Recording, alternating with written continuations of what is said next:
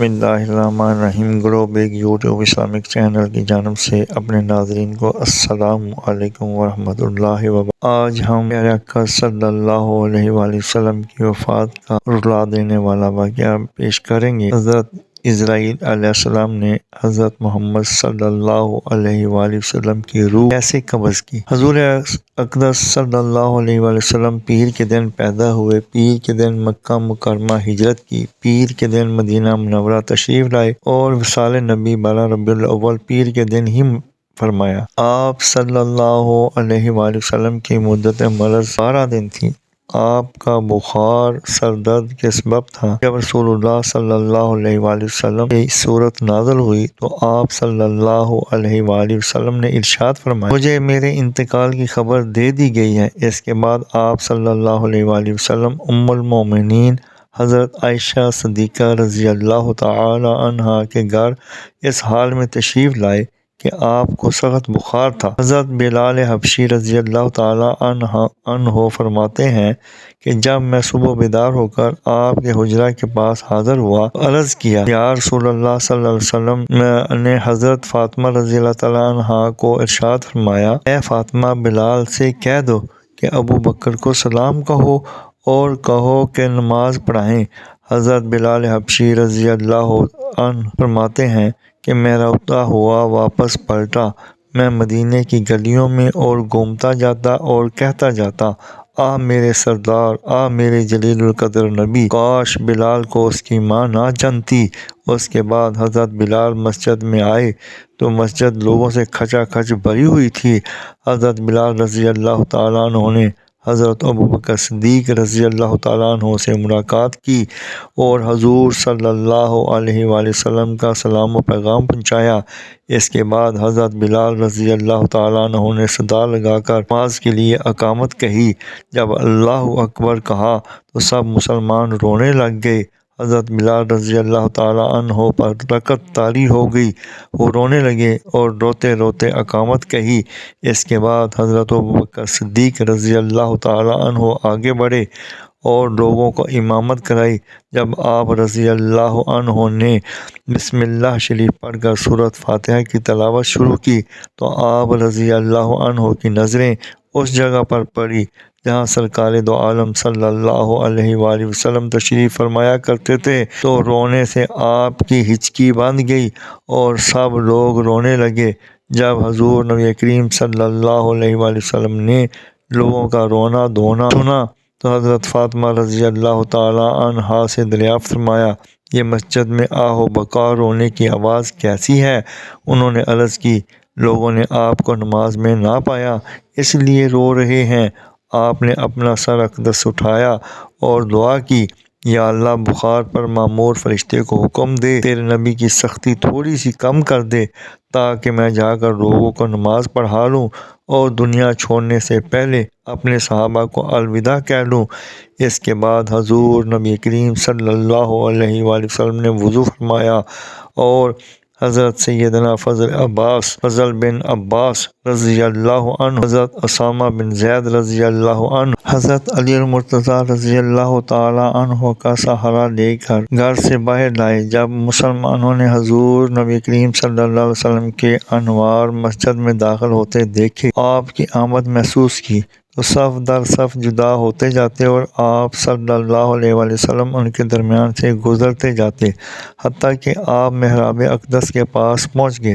حضرت ابوبکر صدیق رضی اللہ تعالی عنہ کے برابر کھڑے ہو کر لوگوں کو نماز پڑھائی۔ اس کے بعد نبی کریم صلی اللہ علیہ وآلہ وسلم منبر اقدس پر جلوہ افروز ہوئے اور ارشاد فرمایا، اللہ کی حمد و ثنا کی اور الوداع کہنے والے کی طرح چہرہ اقدس لوگوں کی طرف توجہ کیا اور فرمایا، اے لوگو، کیا میں نے تم کو رسالت نہ پہنچا دی اور نصیحت و امانت ادا نہ کر دی؟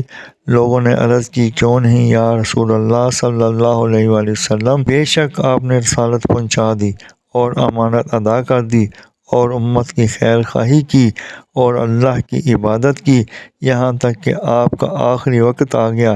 اللہ ہماری طرف سے آپ کو ہر نبی کی جزا سے افضل جزا دے جو اس نے ہر نبی کو اس کی امت کی طرف سے عطا کی۔ پھر آپ صلی اللہ علیہ وآلہ وسلم ممبر شریف سے اترے اور صحابہ کرام رضوان اللہ علیہم اجمعین کو الوداع کہا، ان سے ہاتھ ملایا۔ تمام صحابہ کرام رو رہے تھے۔ پھر سرکار دو عالم صلی اللہ علیہ وآلہ وسلم حضرت عائشہ صدیقہ رضی اللہ تعالیٰ عنہا کے گھر تشریف لے گئے اور مرض میں مبتلا رہے، یہاں تک کہ ملک الموت ایک آدمی کے روپ میں حاضر خدمت ہوئے اور حجرہ اقدس کے دروازے پر کھڑے ہو کر عرض کی، السلام علیکم اے سر چشمہ نبوت اور رسالت کے اہل بیت، کیا مجھے آپ کی خدمت میں حاضری کی اجازت ہے؟ حضرت فاطمہ الزہرا رضی اللہ تعالیٰ عنہا نے جواب فرمایا، اے شخص، آپ صلی اللہ علیہ وسلم اپنے آپ میں مشغول ہیں۔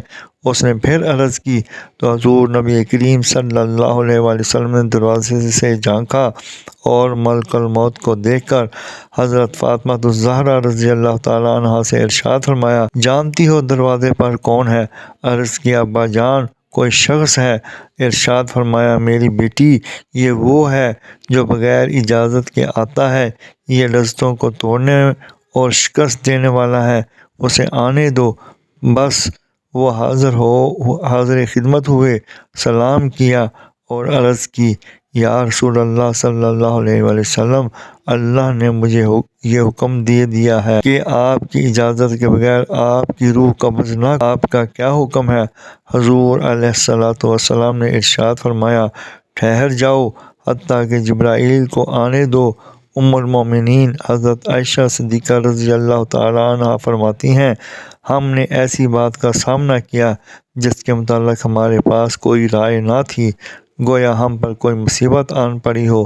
اس بات کی بڑائی اور ہیبت کی وجہ سے گھر میں سے کوئی بھی بول نہ سکتا تھا۔ حضرت جبرائیل امین علیہ السلام حاضر ہوئے اور عرض کی، اللہ آپ کو سلام فرماتا ہے اور آپ کی مزاج پرسی فرماتا ہے۔ حالانکہ وہ آپ کی حالت سے خوب واقف ہے، لیکن وہ مزید کرامت و شرف عطا کرنا چاہتا ہے۔ آپ نے ارشاد فرمایا، اے جبرائیل، ملک الموت نے مجھ سے اجازت طلب کی ہے، اور پھر آپ نے پوری بات بتائی۔ جبرائیل امین علیہ السلام نے عرض کی، یا محمد صلی اللہ علیہ وسلم، آپ کا رب آپ سے ملاقات کا مشتاق ہے، کیا اس نے نہیں بتایا کہ وہ یہ کیا کرنا چاہتا ہے؟ خدا کی قسم، ملک الموت نے آج تک کسی سے اجازت طلب نہیں کی، لیکن آپ کے شرف و مرتبہ کو پورا کرنے والا ہے۔ پھر حضور نبی کریم صلی اللہ علیہ وآلہ وسلم نے ارشاد فرمایا، ملک الموت کے آنے تک آپ یہاں سے نہ جائیے۔ آپ نے خواتین کو اجازت دی اور ارشاد فرمایا، اے فاطمہ، میرے قریب ہو جاؤ۔ وہ حاضر خدمت ہوئیں تو آپ کی طرف جھک گئیں۔ آپ نے ان کے کان میں سرگوشی فرمائی۔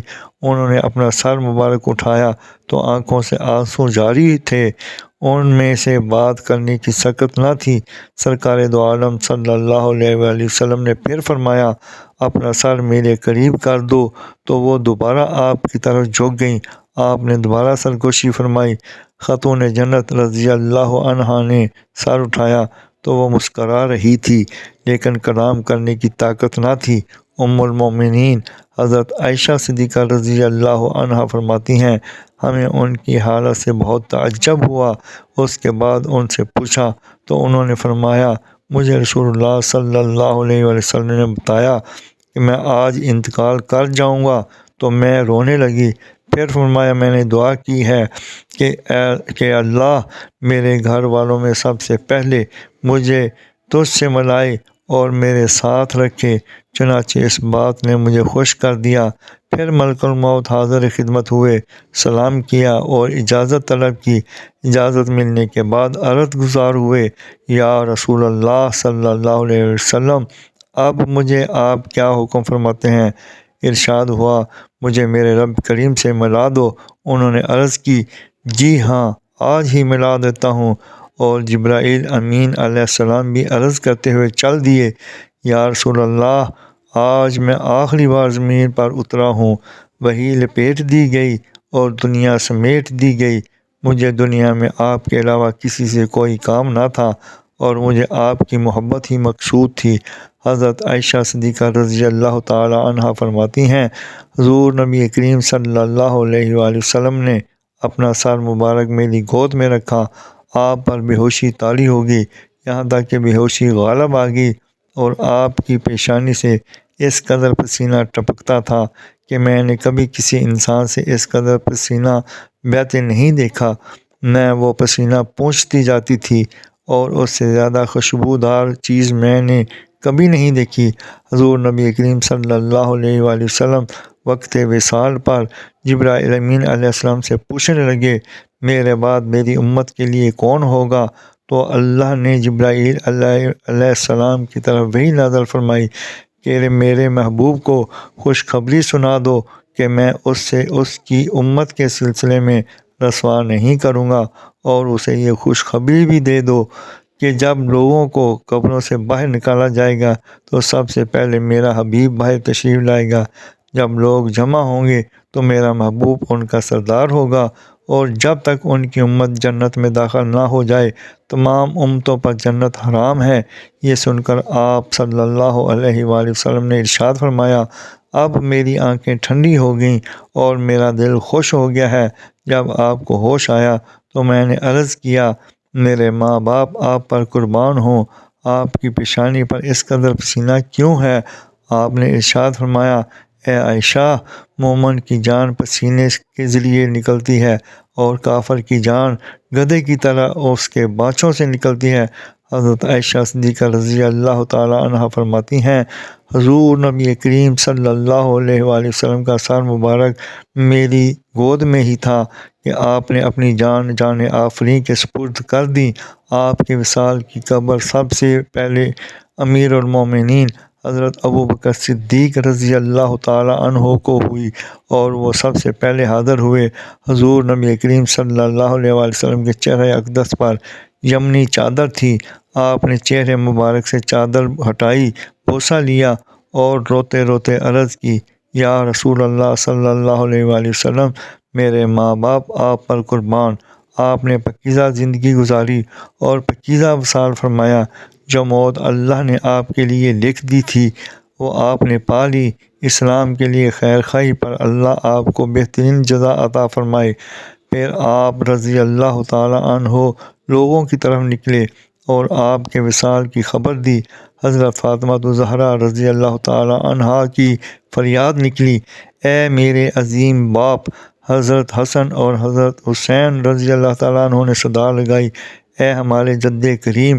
ہر مسلمان غم و علم میں ڈوب کر کہا، ہمارا رنج و علم حضور علیہ الصلوۃ والسلام کے وصال پر شدت غم سے خلفائے راشدین امیر المومنین حضرت ابوبکر صدیق رضی اللہ تعالیٰ عنہ، حضرت عمر بن خطاب، حضرت سیدنا عثمان غنی اور امیر المومنین حضرت علی المرتضیٰ رضی اللہ تعالیٰ عنہ کی آنکھوں سے اشک رواں تھا۔ ناظرین، دنیا میں رہنے کی خواہش کیوں کی جاتی ہے، حالانکہ حضور نبی کریم صلی اللہ علیہ وآلہ وسلم نے بھی اس دنیا کو چھوڑ دیا۔ حضور نبی کریم صلی اللہ علیہ وآلہ وسلم کے وصال کے بعد بھی اس دنیا میں ہمیشہ رہنے کی خواہش کیوں کرتے ہو؟ کیا ہمارے لیے ان لوگوں میں عبرت نہیں جنہیں گزشتہ سالوں، مہینوں میں اور زمانوں نے ختم کر دیا؟ کیا ہمارے لیے ان لوگوں میں کوئی غور و فکر نہیں جنہیں موت نے ہم سے جدا کر دیا؟ ان میں سے کوئی بوڑھا تھا، کوئی ادھیڑ عمر، تو کوئی نوجوان تھا، کوئی بچہ، جبکہ کوئی تو پیدا ہوتے ہی راہ آخرت پر چل پڑا کہ ہم نے ان سے عبرت نہ پکڑی جن کو ہم نے قبروں میں دفن کیا، جیسے دوست، احباب، بھائی اور ہمسائے وغیرہ۔ تو کب تک ہم دنیا کے تعلقات کی طرف متوجہ رہیں گے؟ ناظرین محترم، موت کی سختیاں بہت شدید ہیں۔ اللہ پاک مجھے، آپ کو اور تمام امت مسلمہ کو موت کی سختیوں سے اپنی پناہ میں رکھے اور مرتے وقت ہمیں کلمہ طیبہ نصیب فرمائے، آمین یا رب العالمین۔ مزید جاننے کے لیے چینل کو سبسکرائب اور لائک کریں، ویڈیو کو آخر تک سنیں تاکہ نئی آنے والی ویڈیو کا نوٹیفیکیشن آپ کو مل سکے۔